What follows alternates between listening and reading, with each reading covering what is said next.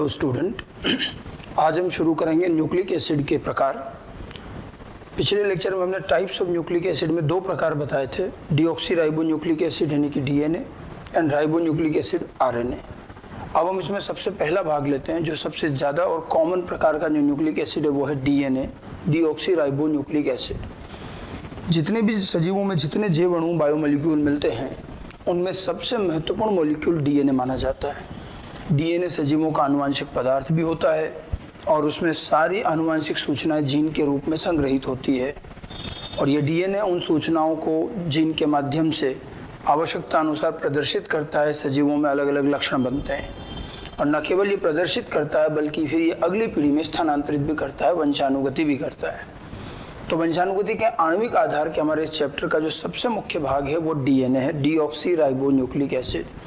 ठीक है, लगभग सभी सजीवों में मिलता है। कुछ अपवाद स्वरूप कुछ वायरस हैं जिनमें नहीं मिलता और उनमें फिर आरएनए आनुवांशिक पदार्थ होता है, बाकी अदरवाइज हमेशा सब में डीएनए मिलता है। ठीक है, डीऑक्सी राइबो न्यूक्लिक एसिड इसीलिए हम इसको कहते हैं कि सबसे महत्वपूर्ण और साथ साथ में सबसे लॉन्गेस्ट जैविक मॉलिक्यूल माना जाता है। लॉन्गेस्ट का मतलब इसकी लेंथ का कोई लिमिट नहीं। ये एक ऐसा मॉलिक्यूल है जिसकी चौड़ाई फिक्स होती है लेकिन लंबाई कितनी भी हो सकती है। सबसे लंबा मॉलिक्यूल, सबसे बड़ा मॉलिक्यूल कहा जाता है डीएनए को, लॉन्गेस्ट लार्जेस्ट मॉलिक्यूल। ठीक है, जैसा कि मैंने बताया कि ये सजीवों का आनुवांशिक पदार्थ है, केवल कुछ वायरस को छोड़ दें। कुछ वायरस जिनको हम राइबो वायरस कहते हैं, ये अपवाद रहेंगे। ये जो राइबो वायरस होते हैं इनमें आरएनए जेनेटिक मटेरियल आनुवांशिक पदार्थ होता है। आरएनए जो है जेनेटिक मटेरियल की तरह काम होता है, बाकी सब में डीएनए जेनेटिक मटेरियल होता है। ठीक है, डीएनए में एज ए जेनेटिक मटेरियल कुछ ऐसी खास बातें होती हैं जो आपको किसी दूसरे मॉलिक्यूल में नहीं मिलती। डीएनए में कुछ ऐसी विशिष्ट प्रॉपर्टीज़ हैं जो डीएनए को औरों से अलग बनाती हैं और वो इसीलिए एज ए जेनेटिक मटेरियल काम आ पाता है। ये तीन इनकी इंपॉर्टेंट प्रॉपर्टीज़ है। डीएनए में से कुछ विशिष्ट गुण होते हैं जो किसी अन्य मॉलिक्यूल में नहीं होंगे। उसमें एक है सेल्फ रिप्लिकेशन।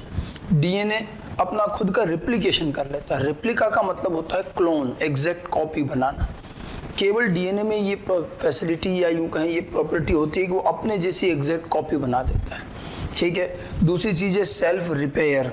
रिपेयर का मतलब है कई बार डीएनए में सेल में अलग अलग कार्यों की वजह से हो सकता है कुछ डैमेज हो जाए, तो डीएनए में होने वाले डैमेज को, जो भी नुकसान, जो भी कहीं से कुछ नष्ट हुआ है तो वो वापस रिपेयर भी हो जाता है।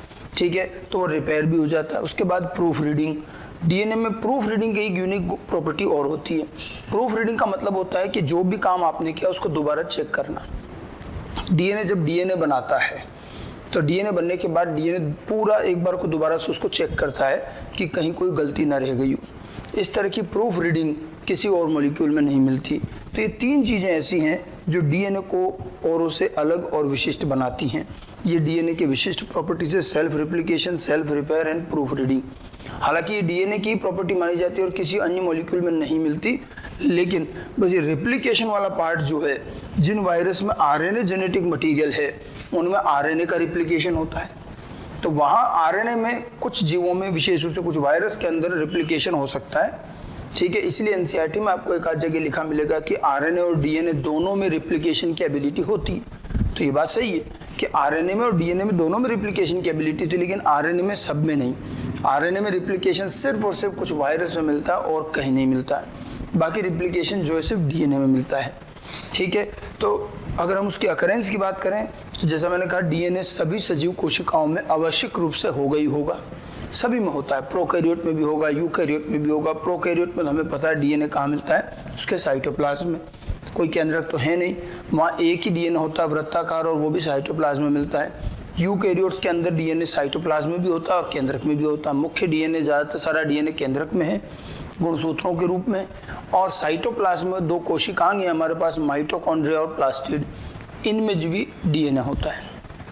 ठीक है, और डीएनए का अगर हम स्वरूप देखें तो डीएनए वृत्ताकार भी हो सकता है और रेखीय भी हो सकता है। वृत्ताकार डीएनए होना एक आद्य लक्षण है, एक प्रिमिटिव कैरेक्टर। और ये प्रोकैरियोटिक कोशिका में मिलता है और यूकैरियोटिक कोशिका के साइटोप्लाज्म में होता है। यूकैरियोटिक कोशिका में माइटोकॉन्ड्रिया और लवकों का जो डीएनए है वो प्रोकैरियोट से ही मिलता जुलता होता है, वृत्ताकार डीएनए।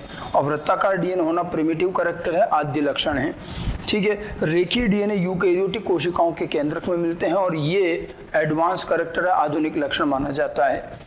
ठीक है, क्योंकि देखिए वृत्ताकार डीएनए को प्रिमिटिव इसलिए कहते हैं कि वृत्ताकार डीएनए में जीन को रखने की एक सीमा रहेगी, उसको ज़्यादा बड़ा नहीं कर पाओगे, लेकिन रेखीय डीएनए की लंबाई कितनी भी बढ़ाई जा सकती है। ठीक है, तो सर्कुलर डीएनए, रेखीय लीनियर डीएनए दोनों तरह का होगा, प्रोकैरियोट यूकैरियोट सब में मिलेगा। अब हम डीएनए की मुख्य बात पर आते हैं, डीएनए के स्ट्रक्चर पर, डीएनए की संरचना। हमें मेनली डीएनए की संरचना ही पढ़नी है। ठीक है, डीएनए की संरचना एकदम से हमें पता नहीं चली। ठीक है, 1950 से लेकर 1955 के बीच में डीएनए पर सर्वाधिक चीजें हमें पता चली हैं।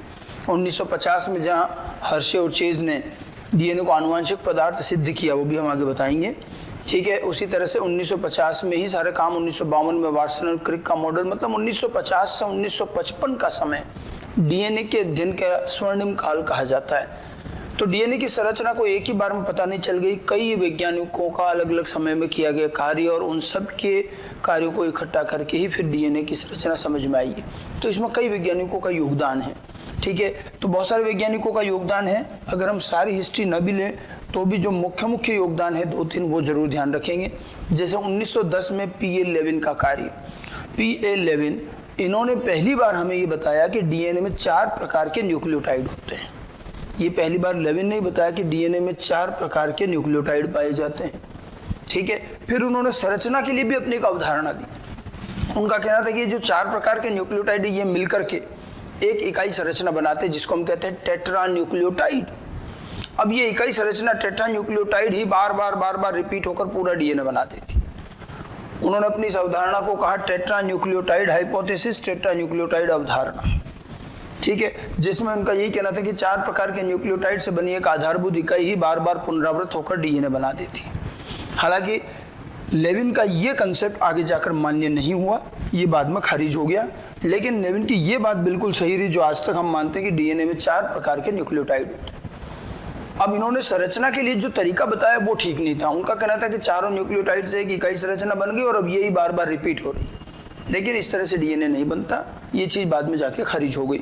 4 प्रकार के न्यूक्लियोटाइड होते हैं, ये लेविन का शुरुआती कार्य था। उसके बाद हम सीधे आते हैं 1950 के एरविन चारगाफ के कार्य पर। चारगाफ का डीएनए के संबंध में बहुत महत्वपूर्ण योगदान है और उन्होंने काफी सारा कार्य किया है डीएनए को लेकर। चारगाफ ने अलग अलग जीव, अलग अलग जातियों के डीएनए के सैंपल निकाले। ई कोलाई से लेकर मानव तक अलग अलग बहुत सारी स्पीशीज के डीएनए निकाले गए और उनके डीएनए का रासायनिक विश्लेषण, आणविक विश्लेषण किया गया कि डीएनए में क्या क्या चीजें हैं, किसकी कितनी सांद्रताएं हैं, बिल्कुल रासायनिक में सारा काम किया गया। और उन्होंने जो निष्कर्ष निकाले वो अपने आप में अद्वितीय हैं और उन निष्कर्षों की बदौलत ही आगे जाकर के पूरी संरचना में पता चल पाई। तो चारगाफ का बहुत अच्छा और बहुत बड़ा कार्य था और बहुत अच्छा कॉन्ट्रीब्यूशन भी है इनका।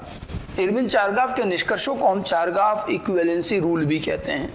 ठीक है, इन्होंने अलग अलग जातियों के डीएनए का रासायनिक और आणविक विश्लेषण किया और इन्हें हम इनके निष्कर्षों को चारगाफ इक्विवेलेंसी रूल कहते हैं। इक्विवेलेंसी इसलिए कह रहे हैं कि इन्होंने देखा कि बहुत सारी चीजें डीएनए के अंदर बराबर चलती, उनकी सांद्रताएं बराबर चलती। जैसे उन्होंने देखा कि एडेनिन की सांद्रता, एडेनिन मतलब जो ए होता है, एडेनिन की सांद्रता थायमिन की आणविक सांद्रता के बराबर है। ए और टी की सांद्रता बराबर मिली, एडेनिन और थायमिन की सांद्रता।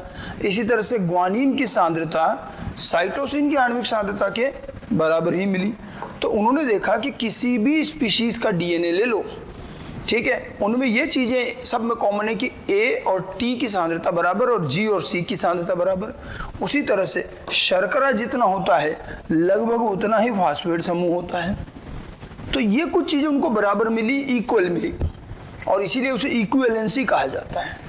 जब इन्होंने देखा कि एडेनिन और थायमिन और ग्वानिन और साइटोसिन हमेशा बराबर है, तो उन्होंने इन दोनों इक्वेशन के आधार पर क्या निष्कर्ष निकाला कि इसका मतलब A + G = T + C, दोनों इक्वेशन को जोड़ भी दो। और A और G हम जानते हैं प्यूरिन है और T और C पायरिमिडीन है। तो उन्हें एक खास बात नजर आई कि प्यूरिन और पायरिमिडीन हमेशा बराबर रहते हैं और न केवल ये किसी एक दो के, सारी जातियों के डीएनए में ये बात कॉमन थी। तो उन्होंने देखा कि डीएनए को लेकर के बहुत सारी चीजें समान है सभी जीवों में। उन्होंने उसमें देखा कि प्यूरिन और पायरिमिडीन की सांद्रता लगभग बराबर होती है, और प्यूरिन पायरिमिडीन का रेशो अगर निकाले, जब सांद्रता बराबर है तो प्यूरिन अपॉन पायरिमिडीन का रेशो 1 आएगा हमेशा, इक्वेशन के अकॉर्डिंग आ जाए। तो ध्यान रखना A plus g is equal to t plus c, ठीक है, Ag अपॉन टी सी 1 होगा, प्यूरिन पायरिमिडीन बराबर होता है। ये एक बहुत इंपॉर्टेंट निष्कर्ष था जो चारगाफ ने हमें बताया।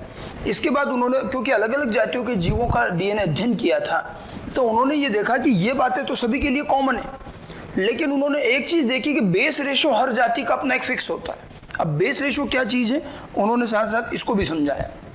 बेस रेशो, क्षार अनुपात, बेस रेशो जो है किसी भी स्पीशीज का AT अपॉन GC होता है, AT अपॉन GC, और ये प्रत्येक जाति प्रत्येक स्पीशीज के लिए बिल्कुल कांस्टेंट नियत रहता है। इसकी वैल्यू 1 से कम या 1 से ज्यादा हो सकती है, 1 नहीं मिलती, 1 नहीं है, 1 से थोड़ी कम हो सकती है, 1 से ज्यादा।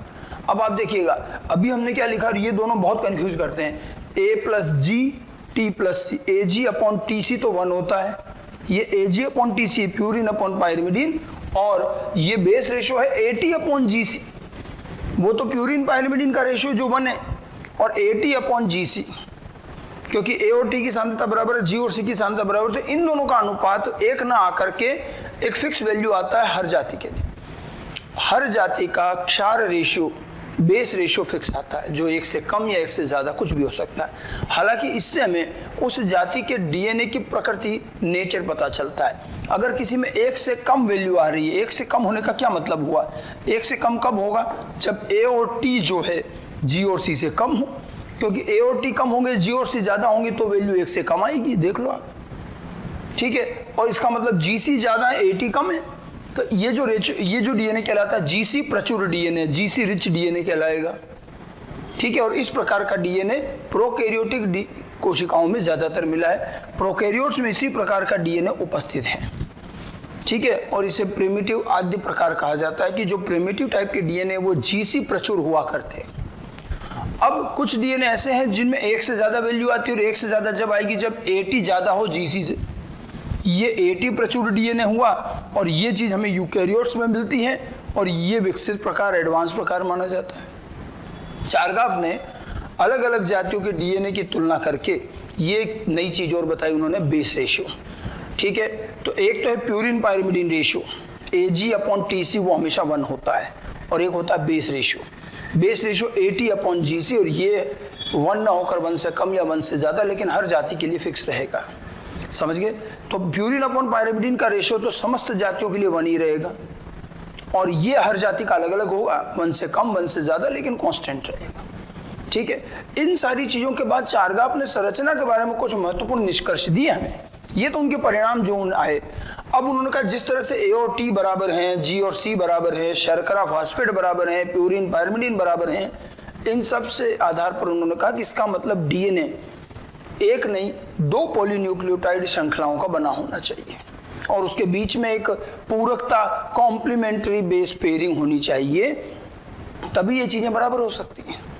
और पेयरिंग में A हमेशा T से पेयरिंग करे और G हमेशा C से पेयरिंग करे, तो फिर ये जो उनको परिणाम मिले हैं ये समझाए जा सकते हैं। तो चारगाफ ने अपने पूरे कार्य के परिणामों के आधार पर अपना निष्कर्ष दिया कि उन्होंने कहा, क्या कहा गया, ये निष्कर्ष दिया कि डीएनए अणु जो है 2 पॉलीन्यूक्लियोटाइड श्रृंखला का बना होना चाहिए, यानी कि डीएनए डबल स्ट्रैंडेड होना चाहिए, द्विरज्जुकीय होना चाहिए, ठीक है। एवं इसमें कॉम्प्लीमेंट्री बेस पेयरिंग होनी चाहिए, ठीक है।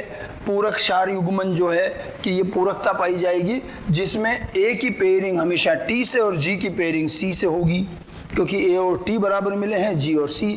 तो चारगाफ का ये निष्कर्ष अपने रासायनिक अध्ययनों के आधार पर उन्होंने दिया। हालांकि इसका सीधा एविडेंस, डायरेक्ट एविडेंस उन्होंने नहीं दिया, लेकिन उन्होंने रासायनिक अध्ययन से ये चीज बताई जरूर, ठीक है। ये अब कुछ बेसिक बात और ध्यान रखना कि चारगाफ का ये जो निष्कर्ष आज भी लागू होता है, बट चारगाफ के ये निष्कर्ष केवल डबल स्ट्रैंडेड मॉलिक्यूल पर ही चलेंगे। डबल स्ट्रैंडेड न्यूक्लिक अम्ल यानी कि डबल स्ट्रैंडेड डीएनए, और रेयरली कभी कभी डबल स्ट्रैंडेड आरएनए भी होता है वायरस में। तो ये डबल स्ट्रैंडेड न्यूक्लिक एसिड पर, जो कि सामान्यतः डीएनए होता है, और विरल रूप से डबल स्ट्रैंडेड आरएनए भी होता है। ये बहुत रेयरली होता है, केवल कुछ वायरस के अंदर, ठीक है। तो कुछ वायरस के अंदर डबल स्ट्रैंडेड आरएनए मिलता है, अन्यथा डबल स्ट्रैंडेड डीएनए तो खैर सब में होता ही है। चारगाफ के नियम डबल स्ट्रैंडेड पर ही चलेंगे, यानी कि डीएनए पर। सामान्यतः आरएनए सिंगल स्ट्रैंडेड होता है, ठीक है। सिंगल स्ट्रैंडेड आरएनए जो कि सामान्यतः मिलता ही है, ये तो खैर सबसे सामान्य है, सभी जीवों में मिलता है सिंगल स्ट्रैंडेड आरएनए। और रेयरली डबल स्ट्रैंडेड जो डीएनए सिंगल स्ट्रैंडेड डीएनए भी होता है, ये भी कुछ वायरस में ही होता है। वायरस में ही सारे अपवाद मिलेंगे हमें डीएनए से संबंधित। कुछ वायरस के अंदर रेयरली सिंगल स्ट्रैंडेड डीएनए और डबल स्ट्रैंडेड आरएनए मिलता है, अन्यथा सारे जीवों में double stranded DNA, single stranded RNA. तो जो डबल स्ट्रैंडेड होते हैं चारगाफ का नियम वहीं लागू होगा, यानी कि सामान्य तौर पर अगर आपसे पूछा जाए कि क्या आरएनए चारगाफ नियम फॉलो करता है, तो नहीं करता, ठीक है। आरएनए सामान्यतः सिंगल स्ट्रैंडेड होता है और वहां फिर ये कॉम्प्लीमेंट्री पेयरिंग नहीं हो, ठीक है। सिंगल स्टैंडर्ड में ये लागू नहीं होगा कि ए और टी बराबर हो, जी और सी बराबर हो, ओके। तो चारगाफ के ये निष्कर्ष 1950 के आसपास किया गया, उनका ये कार्य डीएनए की संरचना बनाने में आगे काफी मदद करता है, ठीक है। तो अब देखिए, अभी तक जो है लेविन के बाद चारगाफ ने बड़ा विस्तृत कार्य किया और कई सारे निष्कर्ष दिए। उनके निष्कर्षों के आधार पर डीएनए डबल स्टैंडर्ड नजर आता है, ठीक है। उसके बाद में एक और कार्य हुआ, दो वैज्ञानिक रोजलिन फ्रैंकलिन एंड विल्किंस।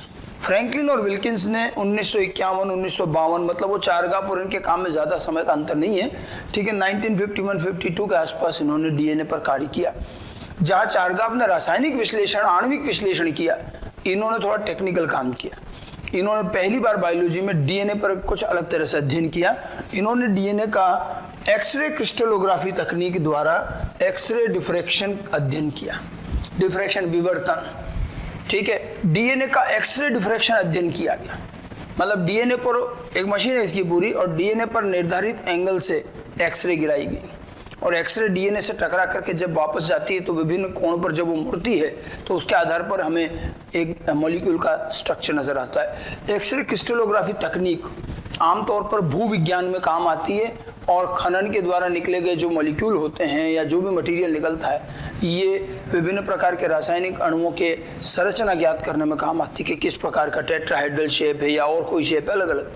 तो ये चीज वैसे तो मॉलिक्यूल्स का शेप पता करने में काम आती है, आंतरिक संरचना नहीं बताती, बाहरी किस तरह से वो दिखाई देता है ये बताती। हमने यही चीज डीएनए पर अप्लाई की और इन्होंने डीएनए का एक्सरे डिफ्रैक्शन अध्ययन किया। रोजलिन फ्रैंकलिन जो है बहुत ही फेमस साइंटिस्ट थी, फीमेल साइंटिस्ट थी, और उनके सहयोगी विल्किंस, इन्होंने मिलकर के डीएनए का जब एक्सरे डिफ्रैक्शन किया तो जो उनको एक्सरे की इमेज प्राप्त हुई, जब एक्सरे गिराई उस पर, तो फिर उसके जो एक्सरे उसे टकरा के गई उससे एक इमेज बनी। उससे डीएनए का हमें आउटलाइन डायग्राम पता चला कि डीएनए कैसा दिखता है बाहर से। तो उन्होंने देखा कि ये तो वलयाकार संरचना है। पहली बार एक्सरे डिफ्रैक्शन में उनको ज्ञात हुआ कि डीएनए वलयाकार है, हेलिकल है, ठीक है। डीएनए एक हेलिकल मॉलिक्यूल है, इस तरह से हेलिकल मॉलिक्यूल है, सर्पिलाकार कह सकते हो आप, ओके। इसके अलावा एक्सरे के अंदर जो है लंबाई चौड़ाई नापी जा सकती है एक्सरे से। तो उन्होंने देखा कि डीएनए मॉलिक्यूल का व्यास, यानी कि उसकी मोटाई, उसकी चौड़ाई, उसकी मोटाई जो है 2 नैनोमीटर अर्थात 20 एंगस्ट्रॉम के आसपास होनी चाहिए। तो डीएनए की मोटाई, चौड़ाई या व्यास 2 नैनोमीटर 20 एंगस्ट्रॉम के आसपास। और क्योंकि ये सर्पिलाकार घूम रहा है, ठीक है, तो एक पूरा सर्कल या एक हेलिक्स बनने में, एक हेलिक्स जो बनता है उसकी जो लंबाई उन्होंने निकाली, एक हेलिक्स की लंबाई 3.4 नैनोमीटर या 34 एंगस्ट्रॉम मिली। ये सब चीजें आगे जाकर डीएनए की संरचना को बनाने में काम आएंगी। 34 एंगस्ट्रॉम का एक हेलिक्स है, इस तरह से जो घुमावदार है ये, तो एक पूरा घुमाव जब वो घूम लेता है तो एक हेलिक्स बनता है। इस एक हेलिक्स की लंबाई जो है 34 एंगस्ट्रॉम है, ठीक है। नैनोमीटर में भी ध्यान रखिएगा और एंगस्ट्रॉम में भी ध्यान रखना है। इसके साथ तो हम देखा कि एक हेलिक्स के अंदर, एक पूरे घुमाव के अंदर 10 पेयर दिख रहे हैं, ठीक है। 10 पेयर का मतलब है ये 10 बेस पेयर हैं। तो एक हेलिक्स के अंदर क्षार समूह के 10 स्तर नजर आते हैं, 10 पेयर्स नजर आते हैं, ठीक है। ये 10 पेयर हैं और कुल लंबाई 34 है, तो 2 के बीच की दूरी तो वैसे निकाल सकते, 10 का भाग लगा देंगे तो 2 पास पास स्थित क्षार के मध्य 0.34 या 3.4 एंगस्ट्रॉम की दूरी पाई जाएगी, 0.34 नैनोमीटर या 3.4 एंगस्ट्रॉम, ठीक है। तो ये अच्छी से ध्यान रखना है। कई बार ये नैनोमीटर और एंगस्ट्रॉम का गड़बड़ हो जाता है, तो या तो नैनोमीटर में चलाइए सारी चीजें या एंगस्ट्रॉम में चलाइए। ठीक है, ये कुछ 4-5 निष्कर्ष हैं जो फ्रैंकलिन और विल्किंस ने अपने एक्सरे अध्ययन से निकाले। अब जहां एक तरफ चारगाफ का रासायनिक अध्ययन था और फ्रैंकलिन और विल्किंस का एक्सरे डिफ्रैक्शन का अध्ययन था, इन दोनों ने डीएनए के बारे में हमें कई सारी सूचनाएं दी। आगे चल करके इन्हीं दोनों की सूचनाओं को समायोजित करके एक 3 डायमेंशनल स्ट्रक्चर दिया गया वाटसन और क्रिक द्वारा, जो कि लगभग इनके समानांतर ही काम किया गया। ठीक है, तो ये एक तो इनके 5 निष्कर्ष ध्यान रखने। अब उसके बाद हम आते हैं जो फाइनल मॉडल दिया गया उस पर, और फाइनल मॉडल दिया गया वाटसन और क्रिक द्वारा। ठीक है, वाटसन एंड क्रिक ने 1952 में, मतलब दोनों का कार्य, फ्रैंकलिन विल्किंस का कार्य और वाटसन क्रिक का कार्य लगभग समानांतर था। और बल्कि ये भी बताया जाता है कि भले ठीक है आज हम क्रेडिट वाटसन और क्रिक को देते हैं कि इन्होंने जो है इरविन चारगाफ और फ्रैंकलिन विल्किंस के परिणामों का उपयोग कर डीएनए की संरचना का एक सर्वमान्य 3D मॉडल दिया। ठीक है, इनमें कहा भी जाता है कि ये जो 3D मॉडल इन्होंने दिया है, इस 3D मॉडल को रोजलिन फ्रैंकलिन बना चुकी थी, लेकिन इन लोगों ने विल्किंस की मदद से फ्रैंकलिन से पहले वही डाटा इधर लेकर के इन्होंने खुद से एक मॉडल बना के दे दिया। तो ठीक है, ये वैज्ञानिकों के बीच की बातें रही होंगी, लेकिन आज क्योंकि इनके नाम से ही पहली चीज प्रकाशित हुई थी, इन्हीं को खोजकर्ता माना जाता है। वाटसन, क्रिक और विल्किंस को 1961 में आगे जाकर के फिर डीएनए की संरचना के लिए नोबेल प्राइज भी मिला है, और इनको क्रेडिट दिया जाता है कि अंततः पूरा जो स्ट्रक्चर है वो इन दोनों ने दिया।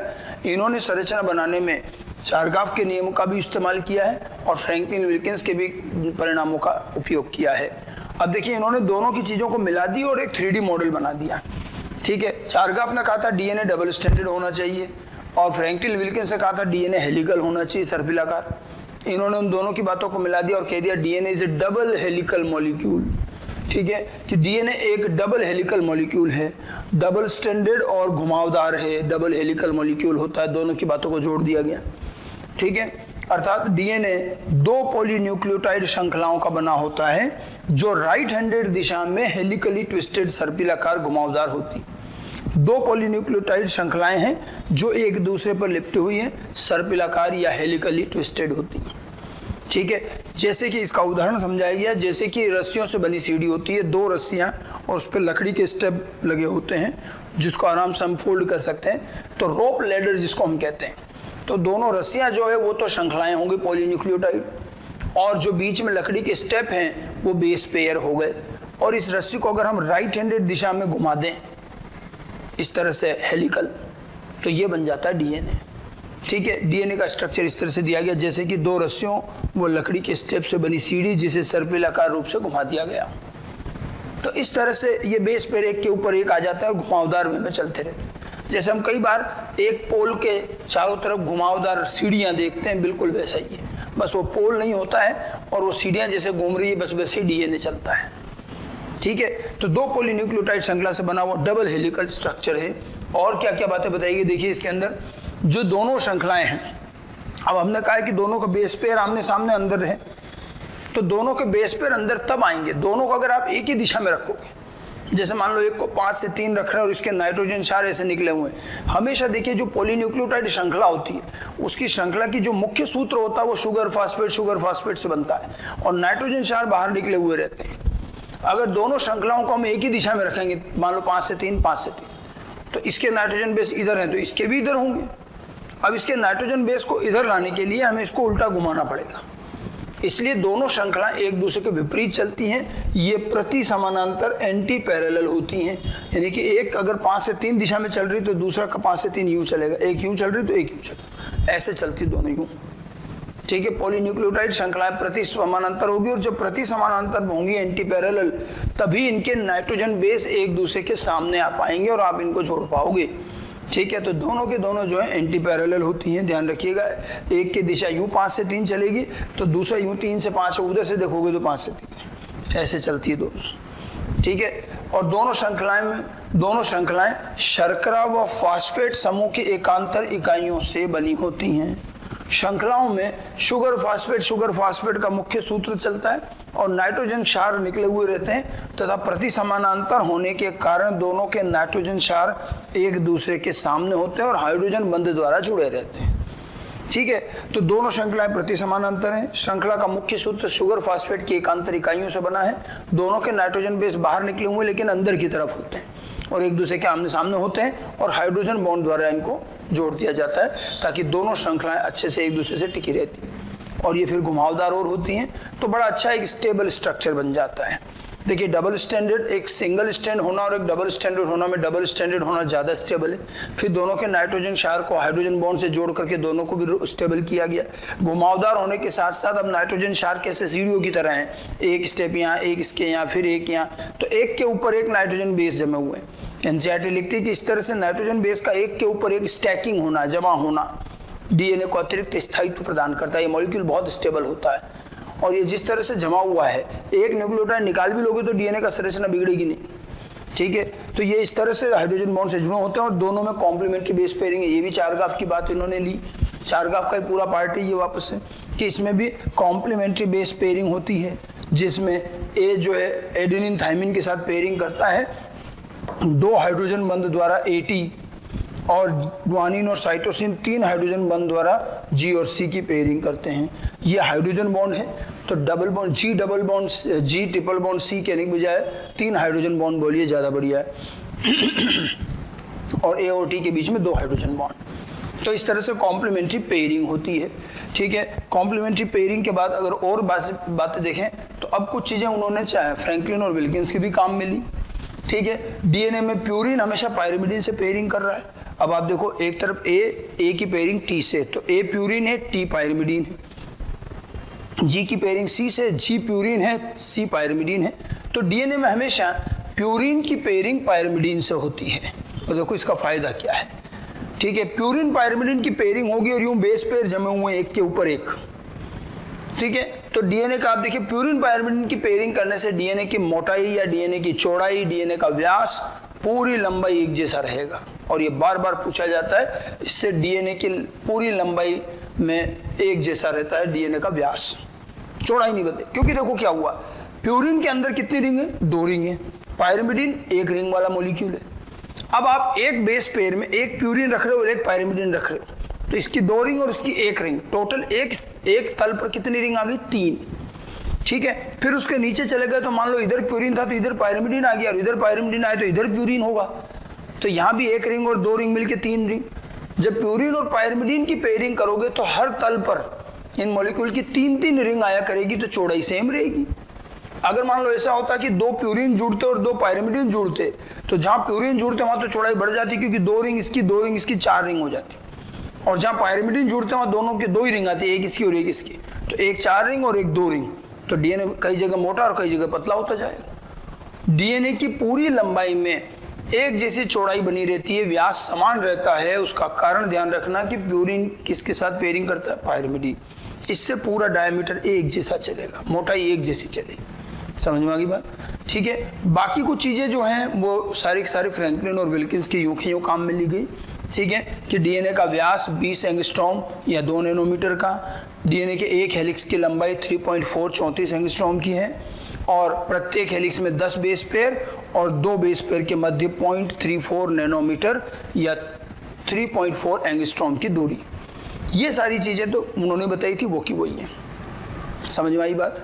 अब एक चीज और, क्योंकि इन्होंने वलयाकार सर्पिलाकार बनाया, तो जैसे एक बेस पेयर, दूसरा पूरा इसके ऊपर नहीं आएगा, थोड़ा तिरछा आएगा। एक बेस पेयर, दूसरा हल्का सा तिरछा, फिर उसके वाला थोड़ा और तिरछा, फिर और तिरछा, तभी वो यूं घुमावदार सीढ़ी बनती है। आप घुमावदार सीढ़ियां देखिए, बिल्कुल वैसा ही। तो इसका मतलब एक बेस पेयर और दूसरे बेस पेयर के बीच में कितने डिग्री का कोण होगा, तिरछापन कितना होगा। तो आप देखिए, एक बार पूरा 360 डिग्री घूमना, जिसको हम एक हेलिक्स कहते हैं। एक हेलिक्स का मतलब एक बार पूरा राउंड हो जाए, तो एक पूरे राउंड को होने में 34 एंगस्ट्रॉम की दूरी लग रही है और इसमें 10 बेस पेयर आते हैं। ठीक है, तो 10 से भाग लगा देंगे, 360 डिग्री घूमने में 10 बेस पेयर आ रहे हैं। ठीक है, तो 360 में 10 का भाग लगा दो, 36 डिग्री का कोण। दो पास स्थित बेस पेयर के मध्य 36 डिग्री का कोण होगा और दोनों के बीच की दूरी कितनी होगी 3.4 एंगस्ट्रॉम। तो दोनों के बीच की दूरी 3.4 एंगस्ट्रॉम और दोनों के मध्य का कोण कितना 36 डिग्री। और तभी बिल्कुल एक के ऊपर एक नहीं होते, थोड़ा तिरछा चलते हैं, 36 डिग्री के कोण पर चलें और तभी वो घुमावदार बनता है। 10 बेस पेयर में वो 360 डिग्री घूम जाता है, ठीक है। और जब जिस तरह का उसका घुमाव है, जब हम डीएनए को एक तरफ से देखते हैं तो हमें उसमें खांच नजर आएगी और ये खांच दो तरह की है, कुछ जगहों पर ये बहुत गहरी है और कुछ जगहों पर कम गहरी है, इनको खांच या ग्रूव कहते हैं। तो हेलिकल कुंडलन के कारण डीएनए में एकांतर रूप से मेजर ग्रूव गहरी खांच और माइनर ग्रूव हल्की खांच बनती वो हम डीएनए के स्ट्रक्चर को देखने में पता चले। तो वाटसन एंड क्रिक ने डीएनए की संरचना में ये सारे बिंदु रखे। कुल मिलाकर उन्होंने चारगाफ और फ्रैंकलिन विल्किंस के कार्य को इकट्ठा किया और एक 3D के रूप में एक स्ट्रक्चर में अरेंज कर दिया, ठीक है। Anti parallel 3 dimensional helical coiling. हम इसको जरा स्ट्रक्चर वाइज भी देखें तो एक आउटलाइन स्ट्रक्चर ऐसे बनता है। आप देखिए 2 ये कुंडलन है, इस तरह से चलेंगे। एक 5 है तो इसका दूसरा सिरा इधर 3, इधर इसका 3 रहेगा, इधर 5, ये एंटी पैरेलल चलेंगे, ठीक है। पूरी चौड़ाई जो है इसकी ये 20 एंगस्ट्रॉम की रहती है और आप देखिए इस तरह से ये बेस पेयर एक दूसरे के सामने, ए के सामने टी, जी के सामने सी, टी के सामने ए, इस तरह से, और दोनों के बीच की दूरी कितनी आएगी 3.4 एंगस्ट्रॉम, ठीक है, इस तरह से। और जब आप एक तरफ से देखोगे इसको तो आप देखिए ये गहरी खांच है, ये कम गहरी खांच है और ये अल्टरनेट चलते हैं, minor groove major groove minor groove major groove, इस तरह। और जब हम एक माइनर से एक माइनर या एक मेजर से एक मेजर चलते हैं, देखो यहाँ से लेकर यहाँ तक आओगे तब तक ये पूरा एक बार 360 डिग्री घूम जाता है, फिर यहाँ से यहाँ तक बिल्कुल ऐसे घूमेगा। तो माइनर से माइनर, जिसमें एक मेजर भी आएगा बीच में, माइनर से माइनर तक एक हेलिक्स बन जाता है, एक पूरा वलय बन जाता है। इस तरह से एक बार 360 डिग्री ये घूम जाता है, तो 360 डिग्री का यहाँ पर ये वलय बन जाता है, ठीक है। और इसकी पूरी लंबाई कितनी होगी 34 एंगस्ट्रॉम की और 10 बेस पेयर इसके अंदर रहेंगे। ये 10 बेस पेयर रहेंगे, 34 एंगस्ट्रॉम इसकी टोटल लंबाई 360 डिग्री घूमने में। तो ये डीएनए का एक आउटलाइन डबल स्टैंडर्ड मॉलिक्यूल है। डबल स्टैंडर्ड है, हाइड्रोजन बॉन्ड से जुड़ा हुआ है तो काफी स्टेबल होता है। बेस पेयर एक के ऊपर एक हैं जिससे और स्थायित्व मिलता है। अब अगर यहाँ से एक न्यूक्लियोटाइड निकल भी जाए तो डीएनए की संरचना पर ऐसा कोई प्रभाव नहीं पड़ता। आगे बात समझ में। तो डीएनए का ये बेसिक स्ट्रक्चर इस तरह का रहेगा। इसको बनाते समय ध्यान रखें इसका कर्व बिल्कुल उस तरह से होना चाहिए कि ये आपको मेजर माइनर ग्रूव नजर भी आए, ठीक है। कई बार लोग डीएनए बनाने में इस तरह से बना देते हैं कि ये ऐसे डीएनए बना दी, ठीक है। तो ये इस तरह से नहीं बनेगा कि ये अपन को इस तरह से चोटी की तरह बना दें, ऐसे नहीं। इसको ढंग से बनाया जाता है कि इसका बिल्कुल प्रॉपर ग्रूव देना पड़ता है, तो ये हमें मेजर और माइनर ग्रूव नजर आते हैं इस तरह से। ये इस तरह से बनता है, ठीक है। अच्छा, इसका अगर मैं एक बेस पेयर या एक या दो बेस पेयर देखें जिसमें हम शुगर नाइट्रोजन बेस सबका अरेंजमेंट देखें तो इसका एक और देखिए बेस पेयर का स्ट्रक्चर देखिए ये बना रखा है। ये थोड़ा मॉलिक्यूलर डायग्राम बनाया है कि दो बेस पेयर बनाए मैंने और कैसे ये दोनों श्रृंखलाएं एक दूसरे के उल्टे चलती हैं। अब जैसे देखिए ये एक न्यूक्लियोटाइड है, ये पेंटोस शर्करा हो गई, इसके पहले कार्बन से जुड़ा हुआ है एडेनिन यानी कि नाइट्रोजन बेस, और इसके ये पांचवा कार्बन और इससे जुड़ा है फास्फेट। ये एक न्यूक्लियोटाइड हो गया, ठीक है। पहला कार्बन, दूसरा, तीसरा, चौथा, पांचवा कार्बन से फास्फेट और इधर पहले कार्बन से नाइट्रोजन बेस। अब इसके सामने वाली जो श्रृंखला है, ठीक है, या इसके नीचे वाला जो ये देखिए ये एक श्रृंखला है, इसके दो न्यूक्लियोटाइड बनाए, एक न्यूक्लियोटाइड ये दूसरा है, दूसरा भी बिल्कुल इसी तरह से बना है, ठीक है। अब देखो इसका न्यूक्लियोटाइड इससे जुड़ा हुआ है, तो कैसे जुड़ा हुआ है? ये न्यूक्लियोटाइड अपने फास्फेट से किससे जुड़ा है? शर्करा से, तीसरे कार्बन से। ये तीसरे कार्बन से जुड़ गया इस तरह से, तो ये पूरा क्रम बनता, फिर अगला इसके नीचे जुड़ जाए तो ये एक क्रम बन रहा है। ये पांचवा कार्बन है तो पांचवा एंड हो गया और इधर ये तीसरा कार्बन अंत में रहेगा, ये 5 से 3 चलेगा, समझ गए। सामने वाले में अब नाइट्रोजन बेस देखो सामने आ रहा है तो इसको उल्टा रखना पड़ेगा। अब इसको उल्टा रखा हुआ है तो इसका पहला कार्बन इधर आया, इससे नाइट्रोजन बेस जुड़ा है और इसके पांचों कार्बन से फास्फेट, फिर इसका फास्फेट अगले के इस तीसरे कार्बन से जुड़ा हुआ है और इसी तरह से ये उल्टा चलेगा। इधर पांचवा सिरा होगा, इधर तीसरा सिरा होगा, तो ये 5 से 3 यूं चल रहा है तो ये 5 से 3 यूं चलेगा, ठीक है। तो दोनों श्रृंखलाएं एक दूसरे के विपरीत चलती हैं। अब ए और टी के बीच में 2 हाइड्रोजन बॉन्ड बनते हैं, जी और सी के बीच में 3 हाइड्रोजन बॉन्ड, तो ये तो हाइड्रोजन बॉन्ड हो गए। शुगर और नाइट्रोजन बेस के बीच में बॉन्ड कौन सा बनता है? N glycosidic bond. सारे बॉन्ड भी पता होने चाहिए, ग्लाइकोसाइडिक बॉन्ड। और शर्करा और फास्फेट के बीच में, शुगर और फास्फेट के बीच में ये फास्फोएस्टर बॉन्ड, इधर भी ये फास्फोएस्टर बॉन्ड, और दो फास्फोएस्टर बॉन्ड को मिलाकर हम क्या कहेंगे? फास्फोडाइएस्टर बॉन्ड। ये फास्फोडाइएस्टर बॉन्ड हो जाएगा। पूरी चौड़ाई अगर देखें हम यहाँ से यहाँ तक की, तो ये 20 एंगस्ट्रॉम का व्यास हो गया इसका। और दो बेस पेयर, दो पास पास स्थित बेस पेयर के बीच की दूरी कितनी हो गई? 3.4 एंगस्ट्रॉम। तो डीएनए के दो बेस पेयर हमने बनाए हैं, किस तरह से ये जुड़े हैं, कैसे एक श्रृंखला सीधी और एक श्रृंखला उल्टी चलेगी प्रति समानांतर। ठीक है, ये वाटसन और क्रिक का मॉडल है। वाटसन और क्रिक की डीएनए की संरचना का ये मॉडल अकेले वाटसन और क्रिक ने ही नहीं दिया, इनमें उन्होंने चारगाफ के नियम और फ्रैंकलिन विल्किंस का कार्य दोनों लिया है। तो डीएनए में सबसे पहले तो हमें इसकी स्ट्रक्चर पता होनी चाहिए। अब इसमें चारगाफ का कंट्रीब्यूशन, चारगाफ की इक्विवेलेंसी रूल, बेस रेशियो, सब कुछ ध्यान रखना है। उसके बाद फ्रैंकलिन विल्किंस ने क्या क्या चीज़ें कही वो ध्यान रखनी है।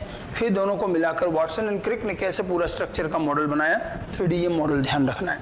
ठीक है, डीएनए की संरचना से संबंधित जो भी नाप तोल दिए गए हैं, चौड़ाई कितनी है, हेलिक्स की लंबाई, दो बेस पेयर के बीच की दूरी, उनके बीच का कोण और कॉम्प्लीमेंट्री बेस पेयरिंग, सारी चीज़ें, स्थायित्व कैसे आ रहा है, क्या है, क्यों डीएनए की चौड़ाई, डीएनए की जो व्यास या उसकी चौड़ाई पूरी लंबाई में एक जैसी रहती है, ये इस तरह की छोटी छोटी बातें पूछी जाएंगी। तो डीएनए का ये स्ट्रक्चर आप अच्छी तरह से ध्यान रखें। ठीक है, अब हम डीएनए की कुछ अलग अलग प्रॉपर्टीज, कुछ गुणधर्म पर और बात करेंगे, डीएनए की प्रॉपर्टीज पर आगे। ये तो था उसका स्ट्रक्चर। डीएनए के स्ट्रक्चर के बाद अब हम कुछ डीएनए की विशिष्ट प्रॉपर्टीज पर डिस्कस करते हैं। डीएनए एक ऐसा मॉलिक्यूल है जिसमें कई तरह की स्पेशल प्रॉपर्टीज होती हैं। जैसे मैंने शुरू में आपको बताया था कि इसमें सेल्फ रिप्लिकेशन, सेल्फ रिपेयर और प्रूफ रीडिंग जैसे काम होते हैं, उस पर तो और आगे बात करेंगे। लेकिन डीएनए की संरचना से ही संबंधित कुछ प्रॉपर्टीज पर भी डिस्कशन करते हैं। अलग अलग तरह की प्रॉपर्टीज हैं, जिसमें हम सबसे पहली प्रॉपर्टीज लेते हैं denaturation renaturation property. Denaturation renaturation, ये जो दो शब्द हैं ये केवल डीएनए के लिए काम आते हो ऐसा नहीं है, प्रोटीन और जो भी और भी बड़े जो वृहद जैविक अणु हुए सबके लिए काम आते हैं। देखिए, हर बायोमोलिक्यूल की अपनी एक संरचना होती है और वो अपनी उसी संरचना के हिसाब से काम करता है, और वो जो संरचना है उसकी वो निर्धारित परिस्थितियों में ही बनी रहती है। अगर हम परिस्थितियां बदल देते हैं, जैसे कुछ नहीं तो तापमान ही बढ़ा दिया, तो ऐसी विषम परिस्थितियों में फिर वो मॉलिक्यूल की संरचना बिगड़ जाती है। संरचना बिगड़ने के साथ साथ में वो मॉलिक्यूल स्थायी रूप से निष्क्रिय हो जाता है, फिर वो दोबारा सही भी नहीं होता और वो काम भी नहीं करता। इस पूरी प्रक्रिया को हम कई बार डीनेचुरेशन कहते हैं। जैसे कहा जाता है कि 45 डिग्री से अधिक तापमान होने पर हमारे एंजाइम निष्क्रिय हो जाते हैं, वो काम नहीं करते, वो स्थायी रूप से निष्क्रिय डीनेचर हो जाते हैं। तो अधिक तापमान पर जैसे प्रोटीन डीनेचर हो जाता है और भी मॉलिक्यूल का डीनेचुरेशन हो जाता है, ऐसा ही डीएनए में भी होता है। डीएनए भी अन्य जैविक अणुओं की तरह डीनेचुरेशन प्रदर्शित करता है उच्च तापमान पर। बट पहली बात तो ये कि इसका डीएनए का जो तापमान है वो बहुत ज़्यादा उच्च है। प्रोटीन जहाँ आपको 40-50 डिग्री के बाद ही डीनेचुरेशन करता हुआ दिखेगा, डीएनए में ऐसा नहीं है। संरचना पढ़ाते समय भी आपको कहा गया था कि डीएनए बड़ा ही स्टेबल स्ट्रक्चर है। डबल स्टैंडर्ड होना, एक के ऊपर एक बेस पेयर का होना, ये सब चीज़ें उसमें स्टेबिलिटी लाती हैं और इसलिए डीएनए अच्छे खासे तापमान को झेल लेता है। लेकिन तब भी इसकी एक लिमिट रहेगी और आमतौर पर देखा गया है कि 90 डिग्री के ऊपर जाने पर डीएनए के अंदर डीनेचुरेशन की क्रिया होती है। तो ये अपने आप में 90 डिग्री बहुत अच्छा खासा उच्च तापमान है, तो इतने समय तक तो डीएनए बिल्कुल सही रहता है, उसके बाद जाकर के उसके स्ट्रक्चर में चेंज आता है। ठीक है, इसके साथ साथ में एक और खास बात है, डीनेचुरेशन होने के बाद डीएनए में एक और गुणधर्म ये है कि वो वापस भी सही हो जाता है। अगर उसे वापस उचित तापमान दिया जाए तो पुनः जो है वो सही हो जाता है। ऐसा नॉर्मली बाकी जैविक अणुओं में नहीं मिलता। प्रोटीन जैसे डीनेचुरेशन हो गया, अब भले आपने टेम्परेचर कम कर दिया वापस सही नहीं होगा, वो इरिवर्सिबल है। बट डीएनए के अंदर डीनेचुरेशन रिवर्सिबल है। सामान्य तापमान देने पर डीएनए वापस सही भी हो जाता है। वैसे डीनेचुरेशन में डीएनए में होता क्या है? डीएनए में जब आप 90 डिग्री से ऊपर का तापमान ले जाते हैं तो केवल उसके जो वो दो स्ट्रैंड एक दूसरे से कुंडलित थे, हाइड्रोजन बंध द्वारा जुड़े हुए थे, बस वो हाइड्रोजन बंध टूट जाते हैं और स्ट्रैंड अलग हो जाते हैं, कुंडलन खुल जाता है, विकुंडलन होता है। लेकिन जो डीएनए के दोनों स्ट्रैंड हैं वो नहीं टूटते।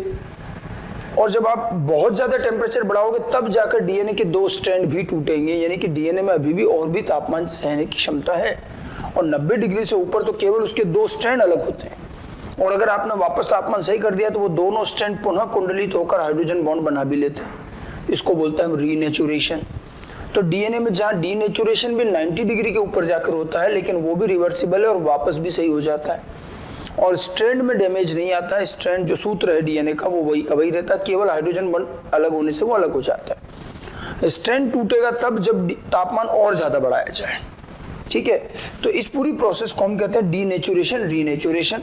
उच्च तापमान पर यानी कि 90 से ऊपर 90-95 डिग्री के तापमान पर या उच्च पीएच पर, यही का ये कार्य पीएच भी ज्यादा होने पर हो जाता है, ठीक है। क्षारीय और एल्कलाइन पीएच होने पर या तापमान 90 से 95 डिग्री के आसपास हो तो डीएनए के दोनों सूत्र जो हैं विकुंडलित होकर अलग हो जाते हैं और इसी को डीनेचुरेशन कहते हैं, ठीक है। वहीं जब सामान्य तापमान किया जाए, सामान्य पीएच की जाए तो डीएनए के दोनों स्ट्रैंड फिर से कुंडलित हो जाते हैं, उसको रीनेचुरेशन कहते हैं। और तापमान बढ़ाकर और घटाकर डीएनए को डबल स्ट्रैंडेड और सिंगल स्ट्रैंडेड बनाया जा सकता है बिना उसकी किसी और प्रॉपर्टी को डिस्टर्ब किए हुए। उसमें जो आनुवांशिक सूचना है वो भी नष्ट नहीं होती, ठीक है। तो डबल स्ट्रैंडेड डीएनए है, मान लीजिए तापमान उच्च किया हमने तो ये सिंगल स्ट्रैंडेड हो गया, वापस तापमान सामान्य किया तो ये डबल स्ट्रैंडेड हो गया। तो हम डबल स्ट्रैंडेड को सिंगल स्ट्रैंड, सिंगल स्ट्रैंड को डबल स्ट्रैंड आपस में बदल सकते हैं डीनेचुरेशन रीनेचुरेशन प्रॉपर्टी द्वारा। डीएनए की ये प्रॉपर्टी हमारे आगे अभी कई कार्यों में यूज होगी, इसको ध्यान रखिएगा। तो एक सामान्य सी प्रॉपर्टी और बड़ी काम की प्रॉपर्टी है डीनेचुरेशन रीनेचुरेशन। इसी से संबंधित एक और प्रॉपर्टी है, वो भी देखिए, temperature of melting, TM value of DNA. TM value का मतलब क्या है? टीएम वैल्यू का मतलब है टेम्परेचर ऑफ मेल्टिंग। वैसे मेल्टिंग का मतलब पिघलना होता है, यहाँ मेल्टिंग का मतलब पिघलने से नहीं है। हाँ, टेम्परेचर ऑफ मेल्टिंग का मतलब क्या है? वह तापमान जो डीएनए में किसी बेस पेयर को अलग करने के लिए आवश्यक होता है। मतलब ये कहीं ना कहीं डीनेचुरेशन से संबंधित है। वह तापमान जो डीएनए में उपस्थित बेस पेयर्स को अलग करने के लिए आवश्यक होता है, मतलब जो उनके बीच के हाइड्रोजन बॉन्ड है उनको तोड़ने के लिए जरूरी होता है, वो तापमान टेम्परेचर ऑफ मेल्टिंग कहलाता है, ठीक है। डीएनए के दोनों स्ट्रैंड के बेस पेयर को हाइड्रोजन बॉन्ड तोड़कर अलग करने में आवश्यक तापमान TM value temperature of melting कहलाता है, ठीक है। अब आप देखिए, अभी हमने जो डीनेचुरेशन में 90 डिग्री बोला वो तो औसत तापमान है पूरे डीएनए में। एक औसत तापमान, औसत अवस्था ये कि 90 डिग्री के ऊपर जाने पर लगभग पूरा डीएनए अलग हो जाता है। लेकिन ऐसा नहीं है कि 90 डिग्री के बाद ही जाकर के अलग होना शुरू होता है। जब हम तापमान बढ़ाते हैं तो हम देखते हैं कि डीएनए के कुछ हिस्से पहले अलग हो जाते हैं, कुछ हिस्से थोड़ा लेट जाकर अलग होते हैं। तब हमने गौर किया तो डीएनए में कुछ हिस्से लो मेल्टिंग रीजन है और कुछ हिस्से हाई मेल्टिंग रीजन है। मतलब कुछ हिस्से जो हैं थोड़ा सा तापमान बढ़ाने पे अलग होने लगते हैं, कुछ थोड़ा लेट जाकर अलग होते हैं। तो डीएनए यूं नहीं है कि पूरा एक साथ एकदम से अलग हो गया। जब वो अलग भी होता है तो पहले कई कई जगह से अलग, कुछ कुछ जगह से अलग होता है, फिर बाकी जगहों से भी अलग होकर के 90 डिग्री के ऊपर तक जाते जाते पूरा अलग हो जाता है, ठीक है। और ऐसा इसलिए होता है क्योंकि हम डीएनए में जानते हैं कि दो तरह के बेस पेयर हैं, एक तो एटी और दूसरा जीसी। ए और टी के मध्य 2 हाइड्रोजन बॉन्ड है। अब 2 हाइड्रोजन बॉन्ड को तोड़ने के लिए तापमान जितना चाहिएगा, 3 हाइड्रोजन बॉन्ड को तोड़ने के लिए उससे ज्यादा चाहिएगा। तो ए और टी में 2 हाइड्रोजन बॉन्ड के कारण ये तुलनात्मक रूप से कम तापमान में अलग हो जाते हैं, और जी और सी में 3 हाइड्रोजन बॉन्ड होने से कुछ अधिक तापमान पर अलग होंगे। तो ए और टी वाला हिस्सा जहां भी होगा डीएनए में, वो एक तरह से उसकी लो टीएम वैल्यू हुई, वो इसका लो मेल्टिंग पॉइंट हुआ, और जी और सी वाले की हाई टीएम वैल्यू हो जाएगी। समझ में आई बात? अब ऐसा तो है नहीं कि डीएनए में सारे एटी हों या सारे जीसी हों, कुछ जगह एटी है, कुछ जगह जीसी है, ठीक है। 90 डिग्री तो एक एवरेज टेम्परेचर बोला गया था डीनेचुरेशन के लिए। बाकी एग्जैक्टली कितने टेम्परेचर पर वो पूरी तरह से अलग हो जाएगा वो इस बात पे भी डिपेंड करेगा कि उसमें कितना एटी और कितना जीसी है। अगर मान लो किसी डीएनए में एटी भाग ज्यादा है तो क्या होगा? वो जल्दी अलग होगा। जीसी भाग ज्यादा है तो उसको थोड़ा तापमान ज्यादा देना पड़ेगा। और आपको हमने बताया था कि एटी प्रचुर डीएनए भी होता है और जीसी प्रचुर डीएनए भी होता है। एटी प्रचुर डीएनए किस में मिलता है? यूकैरियोट्स में, और जीसी प्रचुर डीएनए किस में मिलता है? प्रोकैरियोट्स में। तो इसका मतलब टेम्परेचर ऑफ मेल्टिंग कौन से डीएनए का अधिक हुआ, कौन से डीएनए का कम हुआ, आप बता सकते हैं। ठीक है, तो पहले तो टेम्परेचर ऑफ मेल्टिंग समझ में आना चाहिए कि वो तापमान जो किसी बेस पेयर को अलग करने में आवश्यक होता है, और ये हमें इसलिए अलग से बताना पड़ता है क्योंकि यहाँ AT और GC का तापमान अलग अलग चाहिएगा। वहाँ 2 हाइड्रोजन बॉन्ड है या 3 हाइड्रोजन बॉन्ड है, और पूरे डीएनए के सूत्रों को अलग करने में फिर कितने AT है कितने GC है उनको देख करके ही एक औसत तापमान तय होगा। ठीक है, और इसका निष्कर्ष एक ये भी रहा कि TM value of prokaryotic DNA जो कि GC प्रचुर डीएनए है, इसका जो TM वैल्यू है वो यूकैरियोटिक डीएनए के TM वैल्यू से अधिक होगा, मोर देन यूकैरियोट्स। ये AT प्रचुर है, ये GC प्रचुर है। जब GC ज्यादा है तो तापमान ज्यादा लगेगा डीएनए के दोनों स्ट्रैंड को अलग करने के लिए, AT वाले में उससे तुलना में कम लगेगा।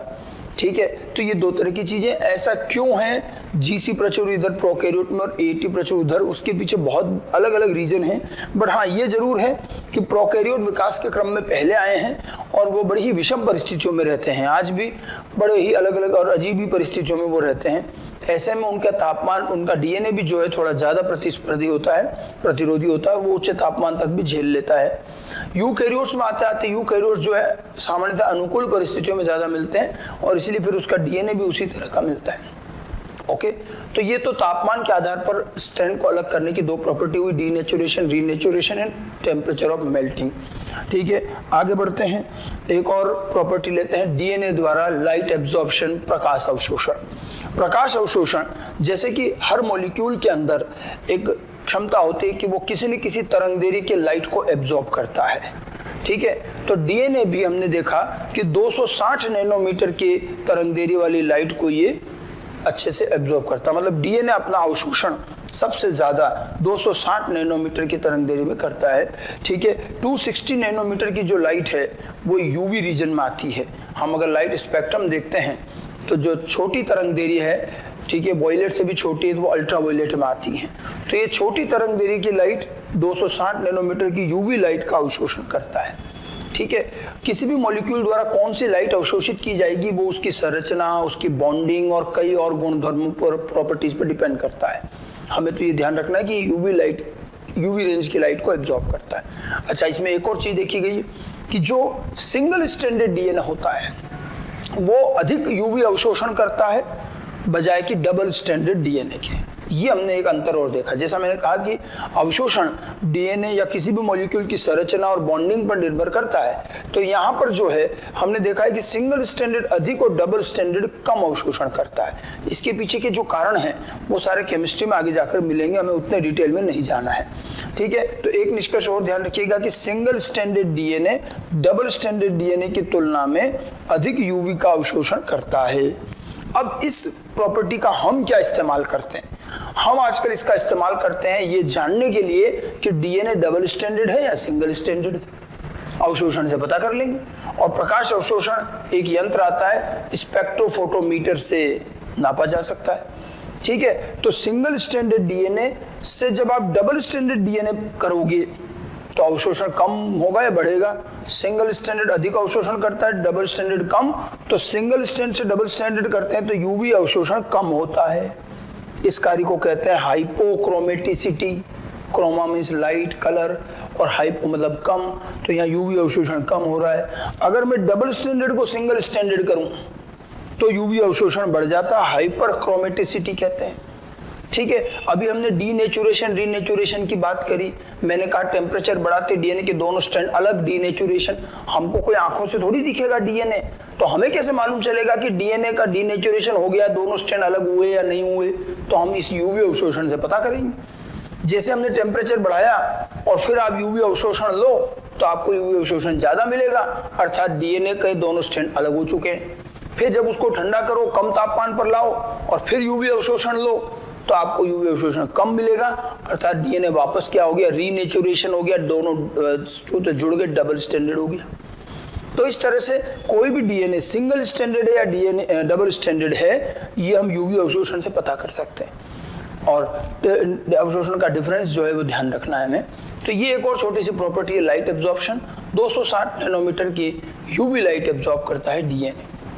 उसमें भी सिंगल स्टैंडर्ड ज्यादा अवशोषण, डबल स्टैंडर्ड कम अवशोषण। और इसकी वजह से हम डीएनए को पहचान पाते हैं कि ये सिंगल स्ट्रैंडेड है या डबल स्ट्रैंडेड है, डीनेचुरेशन हुआ है या नहीं हुआ है, ये पता कर सकते हैं।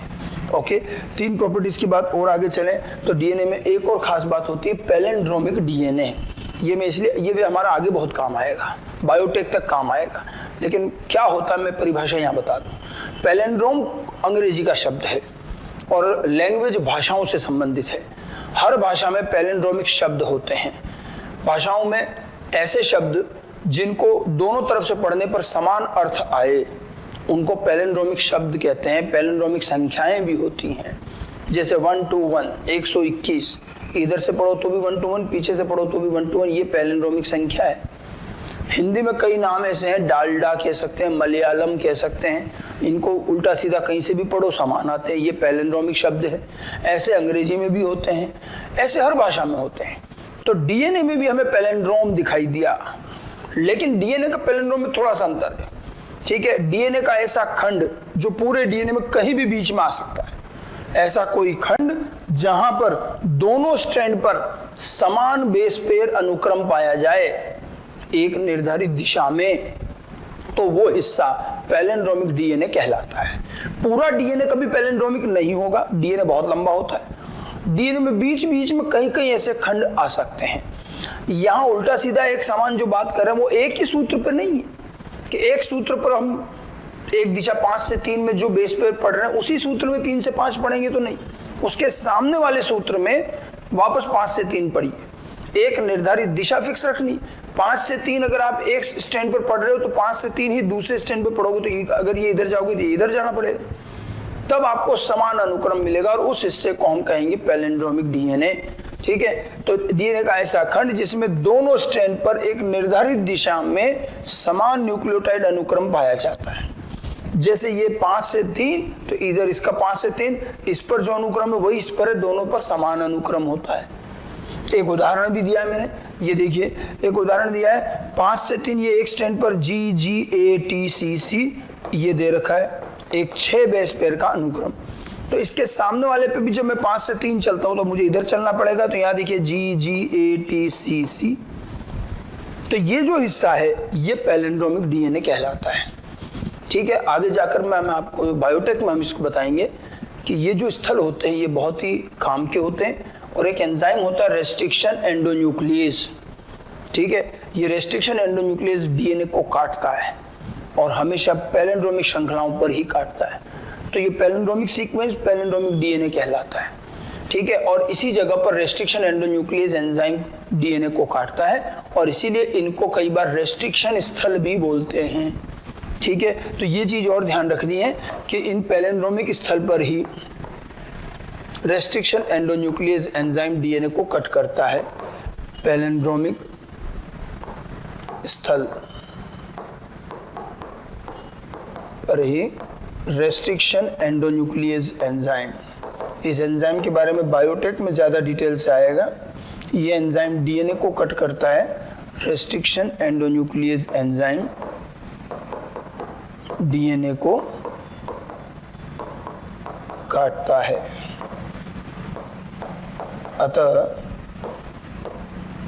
अतः इन स्थलों को रेस्ट्रिक्शन साइट भी कहते हैं। ये जो पैलिंड्रोमिक स्थल होते हैं इन स्थलों को रेस्ट्रिक्शन स्थल भी कहते हैं। रेस्ट्रिक्शन एंडोन्यूक्लियस कट करता है तो इसे रेस्ट्रिक्शन स्थल भी कहते हैं, रेस्ट्रिक्शन साइट भी कहते हैं। ये एक और एडिशनल चीज ध्यान रखिएगा, ये आगे हमारे बायोटेक में काम आएगी। पैलिंड्रोमिक साइट, पैलिंड्रोमिक डीएनए कह सकते हैं। तो दोनों तरफ से समान आए एक निर्धारित दिशा पर दोनों स्ट्रैंड पर। ठीक है, आगे बढ़ते हैं, एक और प्रॉपर्टी पर आते हैं, डीएनए के सेंस व एंटी सेंस स्ट्रैंड। ठीक है, ये एक और खास बात है डीएनए की property, sense and anti sense. अब मैं आपको बता दूं कि डीएनए के जो दोनों स्ट्रैंड हैं उन दोनों स्ट्रैंड के नाम हैं ये। एक को सेंस स्ट्रैंड कहते हैं, एक को एंटी सेंस कहते हैं, और भी नाम है। एक को टेम्पलेट स्ट्रैंड कहते हैं, दूसरे को नॉन टेम्पलेट कहते हैं। एक को कोडिंग स्ट्रैंड कहते हैं तो दूसरे को नॉन कोडिंग स्ट्रैंड कहते हैं। तो डीएनए के दोनों स्ट्रैंड के ये अलग अलग नाम किस आधार पर हैं, क्या होता है ये। ठीक है, क्योंकि ये भी हमारा आगे अभी जब हम ट्रांसक्रिप्शन ट्रांसलेशन पढ़ेंगे तो वहां आएगा। ठीक है, तो थोड़ा सा हम इसकी प्रॉपर्टी समझ लें। हमें पहले तो ये पता होना चाहिए कि डीएनए आनुवंशिक पदार्थ है, तो उस पर आनुवंशिक सूचनाएं लिखी हुई हैं, ठीक है। लेकिन कई चीजें समझने के बाद हमें एक चीज का एहसास हुआ कि डीएनए के दोनों सूत्रों पर आनुवंशिक सूचनाएं नहीं है, केवल एक सूत्र पर ही है। तो हमारे किसी भी जीव के जीन या डीएनए में आनुवंशिक सूचनाएं केवल एक ही सूत्र पर पाई जाती है, और ये आनुवंशिक सूचनाएं पीढ़ी दर पीढ़ी स्थानांतरित होती है। तो कैसे होगी? जैसे डीएनए में आनुवंशिक सूचना है, अगली पीढ़ी में भेजनी, तो क्या करते हैं, इस डीएनए से एक डीएनए और बनाते, प्रतिकृतिकरण। और डीएनए में हमने कहा था कि प्रतिकृति बनती है, उसकी कॉपी बनती है और फिर वो अगली पीढ़ी में चली जाती है, तो जो सूचना इसमें थी वही की वही अगली पहुंच जाती है। और अगर किसी पीढ़ी में सूचनाएं प्रदर्शित करनी है, लक्षण बनाना है, तो फिर इन डीएनए में उपस्थित सूचनाओं से आरएनए बनता है, और आरएनए इन सूचना से आगे जाके प्रोटीन बना के लक्षण बनाता है। तो डीएनए में उपस्थित आनुवंशिक सूचनाएं अगली पीढ़ी में भेजने हैं तो नए डीएनए पर स्थानांतरित की जाती है, और उसी पीढ़ी में प्रदर्शित करने हैं तो आरएनए पर स्थानांतरित की जाती है, ठीक है। और इसीलिए कोई भी नया डीएनए या नया आरएनए पुराने डीएनए के सामने बनेगा। तभी हमने शुरू में कहा था कि न्यूक्लिक अम्ल की जो श्रृंखलाएं हैं वो टेम्पलेट पे बनती, ऐसे ही नहीं बन जाती, पुराने सूत्र के सामने बनेगी। समझ में आई बात? तो इसका मतलब नया जो डीएनए बनेगा अगली पीढ़ी के लिए, या नया जो आरएनए बनेगा, ये पुराने किसी डीएनए के सामने ही बनेगा, उसकी कॉपी करता हुआ बनेगा, तभी तो वो आगे जाएगा, ठीक है। तो हमारे पास जो डीएनए है उसी से डीएनए भी बनना है, उससे आरएनए भी बनना है, ओके। तो बात ये आती है कि आनुवंशिक सूचनाएं कहाँ हैं, कैसे है। अब आप देखिए, आरएनए जो बनता है, जो आनुवंशिक सूचनाओं को प्रदर्शित करता है, डीएनए तो चलो एग्जैक्ट कॉपी करके वापस डीएनए के रूप में ही रहता है, लेकिन मुख्य बात यह आरएनए की है। जब डीएनए से आरएनए पर आनुवंशिक सूचनाएं ट्रांसफर की जाती है, तो ये ध्यान रखिएगा आरएनए का निर्माण कैसे होता है। तो मैंने आपको बताया था आरएनए का निर्माण भी पॉलीमरेज एंजाइम से होगा। पॉलीमरेज एंजाइम को टेम्पलेट चाहिएगा, तो चलो पुराना वाला जो हमारा डीएनए है वो टेम्पलेट की तरह काम आ जाएगा, उस पर आनुवंशिक सूचनाएं लिखी हैं वो आरएनए पर आ जाएगी। अब आरएनए के निर्माण की दिशा भी फिक्स है, आरएनए हो चाहे डीएनए हो, न्यूक्लिक अम्लों के सूत्रों की निर्माण की दिशा फिक्स है, वो हमेशा 5 से 3 दिशा में बनते हैं। अब चूंकि नया स्ट्रैंड हमेशा 5 से 3 ही बनेगा, चाहे वो आरएनए का बने चाहे वो डीएनए का बने, ठीक है। तो इसका मतलब ये हुआ कि आरएनए 5 से 3 दिशा में बनेगा, और वो पुराने स्ट्रैंड के सामने बनेगा, कॉम्प्लीमेंट्री पूरक होता हुआ। और अगर किसी एक स्ट्रैंड के सामने दूसरा स्ट्रैंड आना है तो आमने सामने तो तभी आते हैं ना जब वो दोनों सूत्र प्रति समानांतर होते हैं, एंटी पैरेलल। तो अगर डीएनए का एक स्ट्रैंड है, उसके सामने उसको देख करके आरएनए बना रहे हैं, पूरक बना रहे हैं, और उसके सामने बना रहे हैं, तो ये सामने तब आएगा जब ये दोनों एंटी पैरेलल हों। अर्थात अगर 5 से 3 दिशा में आरएनए बन रहा है वो तो तय है 5 से 3 ही बनेगा, तो हमें सामने जो टेम्पलेट डीएनए का सूत्र है वो कौन सा लेना पड़ेगा, 3 से 5। समझ में आई बात? नया आरएनए हमेशा किस दिशा में बनता है, 5 से 3, ठीक है। और उस पर आनुवंशिक सूचनाएं भेजनी हमें, और वो आनुवंशिक सूचनाएं डीएनए पर है, डीएनए से ही आरएनए बनेगा और 5 से 3 दिशा में बनेगा। और चूंकि आरएनए 5 से 3 दिशा में बनेगा तो डीएनए का सूत्र हमें 3 से 5 रखना पड़ेगा, तभी ये एक दूसरे के आमने सामने बनेंगे और एंटी पैरेलल रहेंगे। इसलिए डबल स्ट्रैंडेड डीएनए में आनुवंशिक सूचना हमेशा 3 से 5 स्ट्रैंड पर ही रखी जाती है। समझ में आ गई बात? ये अच्छे से समझ लें, 2 बार सुन लें। तो आनुवंशिक सूचना 3 से 5 स्ट्रैंड पर रखेंगे, और 3 से 5 स्ट्रैंड के सामने आरएनए बनेगा, और फिर ये आरएनए इस आनुवंशिक सूचना से प्रोटीन बना के लक्षण बनाएगा, ठीक है। तो डीएनए से आरएनए बनने में ये चीज बड़ी इंपॉर्टेंट है। डीएनए से डीएनए बनने में ऐसा नहीं, डीएनए से डीएनए बनने में तो आप उसके दोनों स्ट्रैंड के सामने डीएनए बना लो, एक डबल स्ट्रैंडेड नया डीएनए बन जाएगा, कोई दिक्कत नहीं।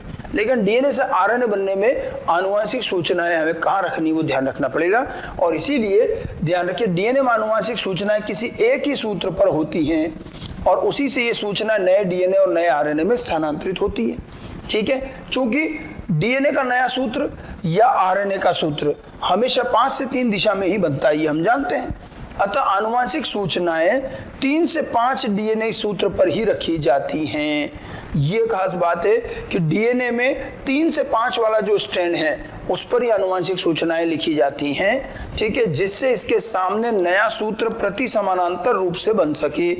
इसके सामने नया सूत्र बनाना है आरएनए का, प्रति समानांतर बनेगा तो 3 से 5 पर रखोगे तभी 5 से 3 नया बनेगा, तो ये ध्यान रखना है कि डीएनए का एक स्ट्रैंड जो है वो ज्यादा इंपॉर्टेंट है 3 से 5 वाला, उस पर आनुवंशिक सूचना होती है, 5 से 3 वाले पे नहीं होती। डीएनए का जो 5 से 3 वाला स्ट्रैंड है वो तो 3 से 5 का पूरक है बस, और उसको डबल स्टैंडर्ड बना रहा है। बाकी आनुवंशिक सूचना किस पर है? 3 से 5 पर है। क्यों 3 से 5 है? क्योंकि जो उसके सामने आरएनए बनेगा वो 5 से 3 बनेगा, और वही आरएनए तो सूचना लेके जाएगा। समझ गए? ठीक है, तो डीएनए के इस 3 से 5 सूत्र को टेम्पलेट स्ट्रैंड कहेंगे, एंटीसेंस स्ट्रैंड कहेंगे, और नॉन कोडिंग स्ट्रैंड के 3 नाम है। क्योंकि अब वो 3 से 5 वाला टेम्पलेट की तरह काम करेगा तो उसको टेम्पलेट स्ट्रैंड कहेंगे, इसी को हम एंटीसेंस भी कहेंगे और इसी को नॉन कोडिंग भी कहेंगे। और जो 5 से 3 वाला है, जो जिसके सामने आरएनए नहीं बनेगा, वो नॉन टेम्पलेट कहलाएगा, उसको सेंस या कोडिंग स्ट्रैंड कहते हैं। ठीक है, इसको हम जरा इस तरह से भी दर्शा सकते हैं, ऐसे। ये मैंने डबल स्ट्रैंडेड डीएनए बनाया, कुंडलित नहीं बनाकर खोल दिया। ये 3 से 5 स्ट्रैंड, इसका पूरक ये 5 से 3 है। समझ गए? अब जब आरएनए बनाया जाएगा तो आरएनए 3 से 5 स्ट्रैंड के सामने बनेगा, तो ये मैंने इसके सामने आरएनए बना रखा है। ठीक है, और आरएनए किस दिशा में बन रहा है? ये आरएनए बन रहा है 5 से 3 दिशा में, तो 3 से 5 के सामने बनेगा पूरक। समझ गए? जैसे मैंने एक अनुक्रम लिख रखा है 3 से 5 पर ATGCAT। ठीक है, अब आप देखिए ये 5 से 3 इस 3 से 5 का पूरक है, तो डीएनए के दूसरे सूत्र पर क्या आएगी श्रृंखला? A के सामने T के सामने A, G के सामने C, तो इसकी जो श्रृंखला होगी TACGTA। अब अगर अपन ने इससे आरएनए बनाया तो आरएनए पर क्या श्रृंखला आई? आरएनए पर श्रृंखला A के सामने T नहीं आता, आरएनए में U आ जाता है, तो U, T के सामने A, G के सामने C, C के सामने G, तो इसका UACGUA ये आरएनए का अनुक्रम हो गया। समझ में आई बात? ठीक है, क्योंकि इससे आरएनए बना तो ये टेम्पलेट स्ट्रैंड है, और इससे नहीं बना तो ये नॉन टेम्पलेट है। ये नाम तो समझ में आ गया। अब आप एक चीज देखिए, ये जो आरएनए का अनुक्रम बना, आरएनए का अनुक्रम कौन से डीएनए के कौन से सूत्र से पूरक है? तो आरएनए का ये अनुक्रम टेम्पलेट स्ट्रैंड से तो पूरक बना। ठीक है, और आरएनए का अनुक्रम डीएनए के कौन से स्ट्रैंड के समान है? तो आप खास बात देखिए, आरएनए पर जो अनुक्रम आ रहा है और जो इस 5 से 3 स्ट्रैंड पर डीएनए पर जो अनुक्रम है, उनमें देखो क्या समानता है। ये है UACGUA, ये है TACGTA, पूरा अनुक्रम वैसा का वैसे ही चल रहा है, केवल आरएनए में U है और यहां पर वो T आ गया बस। तो ध्यान रखना, नया बना आरएनए और 5 से 3 डीएनए का स्ट्रैंड, दोनों का अनुक्रम समान होता है, केवल U के स्थान पर T होता है। समझ में आई बात? तो हमने क्या किया, डीएनए से आरएनए बनाने को हम कहते हैं कोडिंग करना। हमने आरएनए कोड किया। ठीक है, आनुवंशिक सूचनाएं आरएनए पे लिखी तो उसको कोडिंग करना था।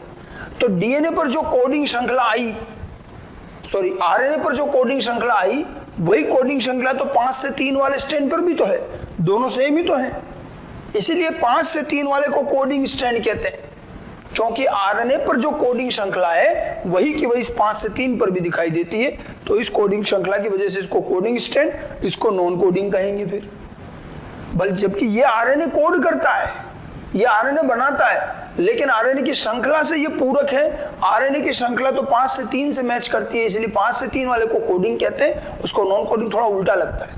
जो आरएनए पर सेंस आया वही सेंस आपको 5 से 3 पर मिलता है, इसलिए 5 से 3 स्ट्रैंड वाले को सेंस स्ट्रैंड कहते हैं, इसको एंटीसेंस कहते हैं। टेम्पलेट नॉन टेम्पलेट तक तो ठीक है, समझ में आती है बात, ये टेम्पलेट है नॉन टेम्पलेट, लेकिन इसको एंटीसेंस कहना और इसको नॉन कोडिंग कहना और इसको सेंस और कोडिंग कहना ये थोड़ा अजीब लगता है, बट ये आरएनए के रेस्पेक्ट में कही जाती है। आरएनए पर जो अनुक्रम है, जो सेंस आरएनए पर है वही इसका भी सेंस है, इसलिए दोनों इसको सेंस स्ट्रैंड कहते हैं। जो कोडिंग श्रृंखला आरएनए पर है वही कोडिंग श्रृंखला 5 से 3 पर, इसको कोडिंग स्ट्रैंड कहते हैं, फिर इसको एंटीसेंस और नॉन कोडिंग कहेंगे। तो इस स्ट्रैंड का अनुक्रम आरएनए का पूरक होता है और इस स्ट्रैंड का अनुक्रम आरएनए के समान होता है, केवल यू के स्थान पर टी होता है। आगे बात समझ में? तो डीएनए के दोनों स्ट्रैंड के ये नाम किस तरह से रखे गए हैं ये अच्छे से समझ लें, क्यों हम इनको template, non template, antisense, sense और नॉन कोडिंग, कोडिंग स्ट्रैंड कहते हैं। तो डीएनए के दोनों स्ट्रैंड के अलग अलग नाम हैं, आपको इस पर काफी क्वेश्चन मिलेंगे। डीएनए का एक स्ट्रैंड दे देंगे और कहेंगे आरएनए का सूत्र बताओ, आरएनए में अनुक्रम क्या आएगा, तो आपको पहले ये ध्यान रखना है कि डीएनए का जो स्ट्रैंड दिया है उसकी दिशा क्या दी है। अगर डीएनए 3 से 5 दिया है तो आरएनए पूरक बनाना, याद रखना। और अगर डीएनए 5 से 3 के स्ट्रैंड का दिया है तो वही की वही श्रृंखला लिख लेना, बस टी की जगह यू कर देना, वो आरएनए हो जाएगा। तो ये क्वेश्चन में अच्छे से ध्यान रखना, इस पर कई लोगों से गलती हो जाती है कि डीएनए का स्ट्रैंड जो हमें दिया है वो 3 से 5 वाला दिया है या 5 से 3 वाला दिया है। 3 से 5 वाला दिया है तो पूरक बनाएंगे आरएनए, 5 से 3 वाला दिया है तो वही का वही अनुक्रम लिख लेंगे आरएनए का, केवल टी की जगह यू कर लेंगे। आगे बात समझ में। तो डीएनए में sense strand, anti sense strand, template, non template, coding, non coding, दोनों स्ट्रैंड के नाम क्यों हैं और किस आधार पर रखे गए, ये ध्यान रखना है। सॉरी। अब इसमें एक चीज और है। अब कोई ये प्रश्न उठा सकता है कि साहब आपने कहा 3 से 5 वाला हमारा क्या है, टेम्पलेट स्ट्रैंड। तो मैं जैसे यहां खड़ा हूं तो मैं यहां से देख रहा हूं तो 3 से 5 ये हो गया, लेकिन मैं यहां आ गया, अब मैं यहां से देख रहा हूं तो ये हो गया 3 से 5। तो ऐसे तो अब कहीं भी रेखीय डीएनए है, उधर से देखो इधर से देखो तो दोनों तरफ से अलग अलग हो जाएगा। तो कौन सा वास्तव में टेम्पलेट है कौन नहीं है, इस चीज के लिए हमारे जीन में व्यवस्था है। और जहां हमारे जीन होते हैं, जीन के ठीक आगे, ये डीएनए जब थोड़ा और आगे बढ़ा दें तो यहां ध्यान रखिएगा, इस तरफ एक श्रृंखला होती है जिसको कहते हैं प्रमोटर श्रृंखला। हर ये मान लो जीन है तो इसके ये डीएनए और आगे चलेगा, टूटा टुकड़ा नहीं होता कभी, तो इसके आगे प्रमोटर श्रृंखला होती है। तो प्रमोटर की जो श्रृंखला है ये तय करती है, क्योंकि प्रमोटर की श्रृंखला पर ही एंजाइम आकर बाइंड करता है जो आरएनए बनाता है, आरएनए पॉलीमरेज। तो प्रमोटर जिधर होगा वहां से शुरू करेंगे, इधर प्रमोटर तो इधर से शुरू करेंगे, तो ये 3 से 5 टेम्पलेट। मान लो ये प्रमोटर इधर होता तो यहां से शुरू करते तो ये 3 से 5 टेम्पलेट हो जाते। तो कौन से 3 से 5 को टेम्पलेट मानेंगे, जिधर प्रमोटर श्रृंखला होगी। बाकी ज्यादा डिटेल हम ट्रांसक्रिप्शन में पढ़ेंगे। तो प्रमोटर श्रृंखला से तय किया जाता है, ओके। और 3 से 5 को टेम्पलेट, 5 से 3 को नॉन टेम्पलेट कहते हैं, ठीक है। तो ये template, non template, sense, antisense DNA के स्ट्रैंड हो गए। आगे बढ़ते हैं डीएनए के प्रकार पर। हम डीएनए को विभिन्न स्वरूप, विभिन्न प्रकार में बांट सकते हैं उनके डायमेंशन के आधार पर, उनकी लंबाई, चौड़ाई, कुंडलन की दिशा, ऐसे कुछ प्रॉपर्टीज को ध्यान में रखते हुए जब हमने डीएनए का अध्ययन किया तो हमने देखा अलग अलग जीवों में, अलग अलग परिस्थितियों में डीएनए के विभिन्न रूप मिलते हैं। जो वाटसन एंड क्रिक ने डीएनए बताया वो सबसे सामान्य प्रकार का डीएनए है, लेकिन डीएनए में कई बार नाप तोल में अंतर आता है, उनके व्यास में बदलाव है, हेलिक्स की लंबाई, कुंडलन की दिशा, ऐसे कुछ ही प्रॉपर्टीज है। कुंडलन, दिशा, व्यास, हेलिक्स लंबाई और एक हेलिक्स में बेस पेयर की संख्या, इन सब के आधार पर डीएनए को हम 5 प्रकार में बांट सकते हैं। और इन 5 प्रकार के नाम जो दिए गए हैं, ए डीएनए, बी डीएनए, सी डीएनए, डी डीएनए और जेड डीएनए। ए, बी, सी, डी और जेड डीएनए। जेड डीएनए को कई बार जिगजैग डीएनए भी कहते हैं, और ये जेड डीएनए काफी इंपॉर्टेंट है, पूछा जाता है। इनमें देखिए कुंडलन की दिशा का क्या अंतर है। ए, बी, सी, डी चारों में राइट हैंडेड कुंडलन ही होता है, लेकिन जेड डीएनए उल्टा चलता है, लेफ्ट हैंडेड, और इसीलिए ये जिगजैग पैटर्न का बनता है, ठीक है। तो लेफ्ट हैंडेड में मिलता है कुंडलन, ये बहुत कम, बहुत रेयरली मिलता है, लेकिन मिलता है नेचुरली। तो ज्यादातर डीएनए में तो राइट हैंडेड कुंडलन है, लेफ्ट हैंडेड कुंडलन वाला डीएनए जेड डीएनए कहलाता है। इसका शेप थोड़ा अलग बनता है। व्यास की जहां तक बात करें तो ए डीएनए में 23 एंगस्ट्रॉम का व्यास है, बी डीएनए में 20 एंगस्ट्रॉम का है, सी डीएनए में 19, डी में भी 19, और सबसे पतला डीएनए जेड डीएनए है 18.4, ठीक है। कभी पूछा जाए कि सबसे पतला डीएनए कौन सा हुआ तो वो जेड डीएनए होगा, इसलिए जेड डीएनए पर काफी क्वेश्चन आते रहते हैं, ठीक है। ये सबसे पतला डीएनए हुआ। व्यास का अंतर ध्यान रखें, ये पूरी टेबल यूं ही ध्यान रखना आपको, 23, 20, 19, 19 और 18 उसी क्रम में। फिर आते हैं हेलिक्स की लंबाई पर। एक हेलिक्स की लंबाई वाटसन एंड क्रिक ने तो बताई थी 34 एंगस्ट्रॉम, लेकिन ए डीएनए में थोड़ी कम है, 28 एंगस्ट्रॉम ही, बी में 34 है, सी में 31 है, डी में और कम 24। बट सबसे लंबा हेलिक्स होता है किसका, जेड डीएनए का, 45.6, ये सबसे लंबा हेलिक्स होगा। तो जहां व्यास सबसे कम है वहीं हेलिक्स की लंबाई सबसे ज्यादा है, और इसीलिए तो ये जेड जैसा जिगजैग दिखता है, लंबे लंबे हेलिक्स होते हैं। प्रति हेलिक्स में बेस पेयर की संख्या औसतन हम 10 मानते हैं, लेकिन ए डीएनए में ये 11 देखी गई हैं, बी में 10 है, सी में 9 है, डी में तो 8 ही है। और सबसे ज्यादा बेस पेयर भी किसमें है? प्रति हेलिक्स 12 बेस पेयर ZDNA। तो ZDNA के आंकड़े थोड़े अलग ही हैं, ठीक है। कुंडलन बिल्कुल उल्टा है, लेफ्ट हैंडेड, ठीक है। व्यास सबसे कम है 18.4, हेलिक्स लंबाई सबसे ज्यादा है 45.6 और बेस पेयर भी सबसे ज्यादा है। जब हेलिक्स लंबा है तो बेस पेयर भी ज्यादा ही आएंगे, 12 बेस पेयर प्रति हेलिक्स, ठीक है। इवन आप इसका भाग लगाकर हेलिक्स लंबाई और नंबर ऑफ बेस पेयर का आप 2 बेस पेयर के बीच की दूरी भी निकाल सकते हैं, ठीक है। तो ये कुछ इनके फिगर्स ध्यान रख रहे हैं। अब इनमें आप देखिए साफ साफ स्पष्ट दिख रहा है कि जो ये BDNA है पूरा, ये BDNA ही वो है जो वाटसन एंड क्रिक ने अध्ययन किया था और ज्यादातर जीवों में हमें BDNA ही मिलता है। सबसे सामान्य प्रकार का DNA होता है BDNA। BDNA सबसे कॉमन है, जो वाटसन एंड क्रिक मॉडल भी दिया गया वो इसी पर दिया गया, ज्यादातर जीवों में यही मिलता है, ठीक है।